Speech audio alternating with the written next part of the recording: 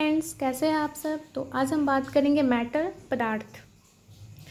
Matter एक ऐसा चीज़ है जो स्पेस ऑक्यूपाई करता है। इसका कुछ मास होता है।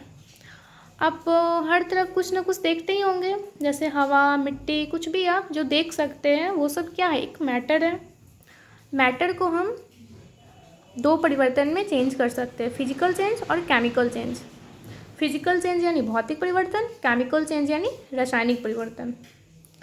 भौतिक परिवर्तन में क्या होता है कि हम किसी वस्तु को उसकी अवस्था से चेंज कर देते हैं और फिर से उस अवस्था में आ जाता है। जैसे हम क्या होता है, जैसे यहाँ पे ऐसा परिवर्तन जिसके फलस्वरूप पदार्थ के सिर्फ भौतिक गुणों में परिवर्तन होता है और कोई नया पदार्थ नहीं बनता तथा पदार्थ पुनः अपनी पूर्ण अवस्था को प्राप्त कर लेता है, तो उसे हम क्या कहते हैं, भौतिक परिवर्तन कहते हैं। जैसे हम बर्फ़ जमाएं फ्रीज़र में, फिर हम उस बर्फ़ को बाहर निकालें और उसको निकाल कर रख दिए। कुछ टाइम बाद वो पूरा लिक्विड यानी पानी बन जाएगा, पुनः उस अपने अवस्था में वो आ गया।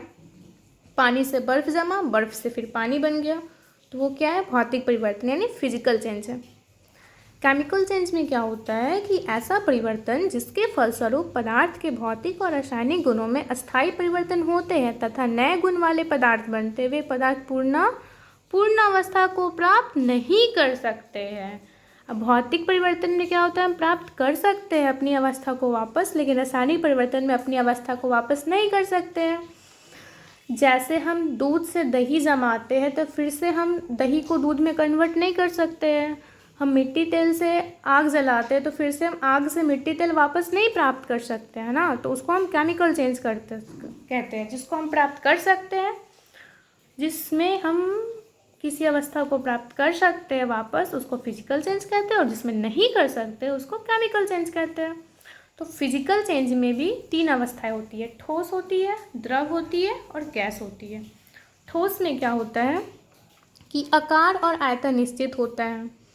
जैसे इस पेन को रख दिए यहाँ पे है तो भी इसका आकार ऐसे ही है और इसका जो वज़न है सो भी वही है, ठीक है। यहाँ रख दिए तो भी इसका वही हुआ, कुछ चेंजिंग नहीं आया, तो वो ठोस है। द्रव में क्या होता है कि आकार अनिश्चित होता है लेकिन आयतन जो है सो निश्चित होता है। अगर हम बोतल में पानी लिए हुए हैं तो उसका जो पानी का वज़न है वो तो उतना ही रहेगा, लेकिन आकार में परिवर्तन है।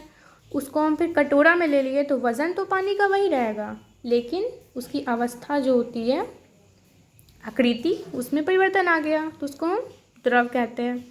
गैस जो हो गया, जैसे हमारे रसोई घर में जो सिलेंडर होता है उसमें गैस भरा रहता है, तो उसका आकार एक सिलेंड्रिकल सिलेंडर में रहता है, लेकिन जैसे उसको हम अगर छोड़ते हैं तो पूरे रूम वगैरह में वो जब फैल जाएगा तो पूरे रूम में चला जाएगा, इसलिए ना ही उसका कोई आकार है ना ही उसका कोई आयतन है, तो उसे हम गैस कहते हैं, ठीक है। तो फिर अब हम आते हैं कि या वो फिजिकल चेंज हो या केमिकल चेंज, या तो वो भौतिक परिवर्तन हो या रासायनिक परिवर्तन, इन दोनों में कुछ बातें ऐसी है जो सिमिलर है, जो कि समान है।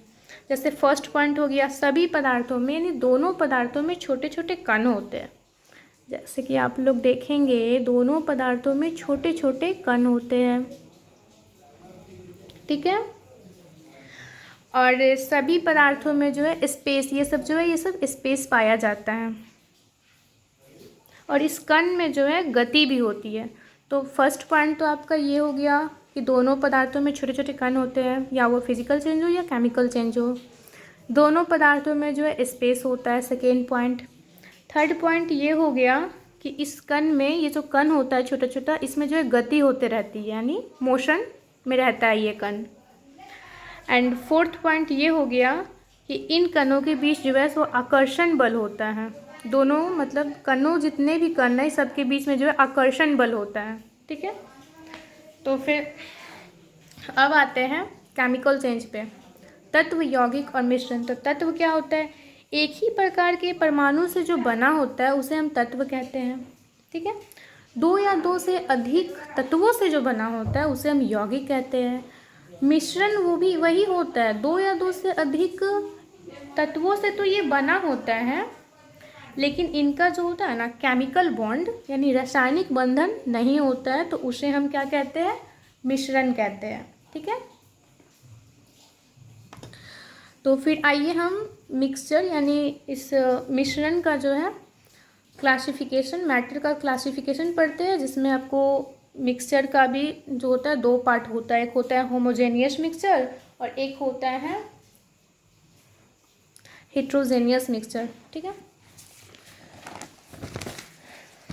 तो देखिए मैटर का भी दो पार्ट होता है, एक होता है यहाँ पे है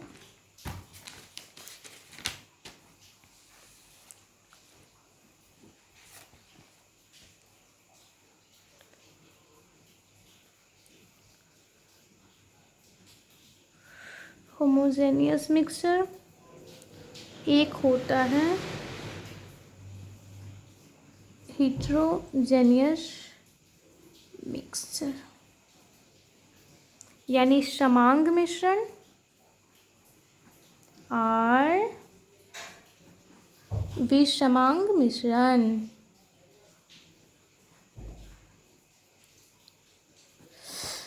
मैटर में भी दो होता है, एक होमोजेनियस मिक्सचर होता है, एक हेट्रोजेनियस मिक्सचर होता है।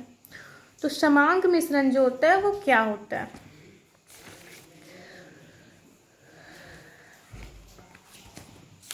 तो ये रहा, ऐसा मिश्रण जिसके हर भाग का संघटन अवयवों का अनुपात समान हो उसे समांग मिश्रण कहते हैं। विभिन्न, जैसे कि विभिन्न प्रकार की मिश्र धातु, सीमेंट, दूध, किरासन तेल इत्यादि। तो हम इसको ऐसा समझेंगे कि जो होमोजेनियस मिक्सचर होता है, जो समांग मिश्रण होता है, इसमें जो कण पाए जाते हैं वो बहुत छोटे छोटे होते हैं और इसमें जो होता है ना प्रकाश का परिकर्णन नहीं हो पाता है। क्यों नहीं हो पाता, क्योंकि इसके कण बहुत छोटे छोटे होते हैं। जैसे हम एग्जाम्पल के तौर पे लेंगे कि पानी लेंगे ग्लास में और उसमें नमक मिला देंगे, तो उसमें प्रकाश का परिकर्णन नहीं होगा, क्योंकि नमक बहुत छोटा छोटा कण होता है ना, और उसको हम नंगी आँखें यानी बेयर आई से देख भी नहीं सकते हैं। तो ये समांग मिश्रण है। हेट्रोजेनियस मिक्सचर वो होता है जिसको हम बेयर आइज से यानी नंगी आँखों से देख तो सकते हैं, लेकिन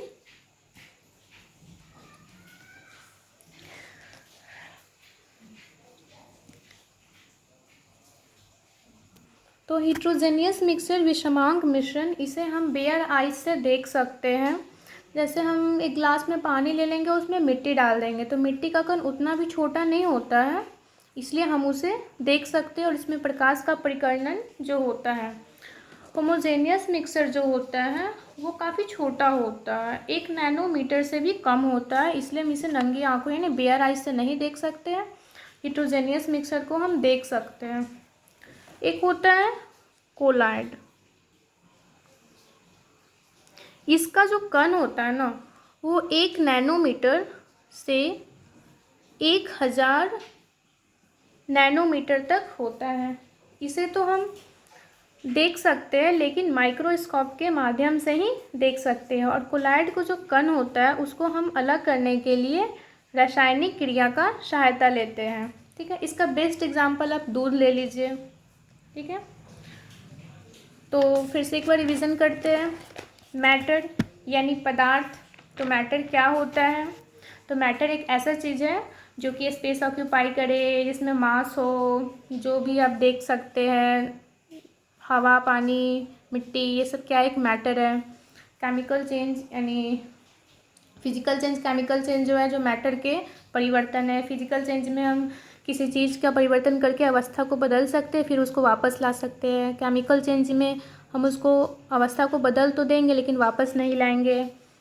फिजिकल चेंज में 3 अवस्थाएं होती है, सॉलिड, लिक्विड और गैस। केमिकल चेंज में भी 3 अवस्थाएं होती है, एलिमेंट, कंपाउंड और मिक्सर।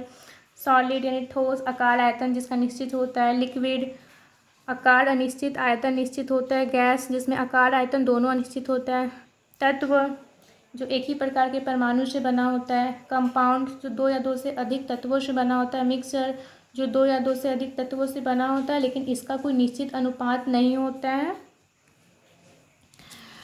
उसके बाद था कि मिक्सचर यानी मैटर का क्लासिफिकेशन भी, उसको हम कैसे क्लासिफिकेशन ऑफ मैटर या मिक्सचर के प्रकार, होमोजेनियस मिक्सचर, हेट्रोजेनियस मिक्सचर या समांग मिश्रण, विषमांग मिश्रण।